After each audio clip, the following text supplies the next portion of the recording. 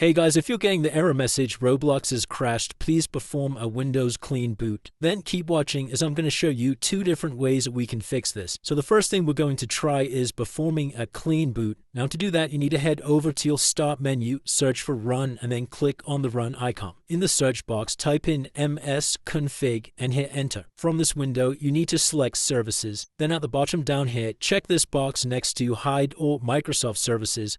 Make sure to check this is very important. And then once you have this box checked, we're just going to press disable all. Then you'll need to click apply and OK. Click on exit without restart and then head back over to the start menu and this time search for Task Manager. Click on the Task Manager window and from the left hand side select Startup Apps. Here's all the third-party applications that currently automatically start every time you turn on your computer. So what you need to do is click on this status column here to order them by which ones are enabled and which ones are disabled. And all the applications that you currently have are enabled. You just need to go through this list and right-click on each of them and select Disable. Now just make note of any applications that you disable in here as we may need to re-enable them at a later time. Once you have everything disabled, you can then close out of this window and you'll need to restart your computer. Once your computer has restarted, you can then launch up Roblox and that should have now solved the error. If that still doesn't work, the second method is to come back over to the start menu, search for Microsoft Store,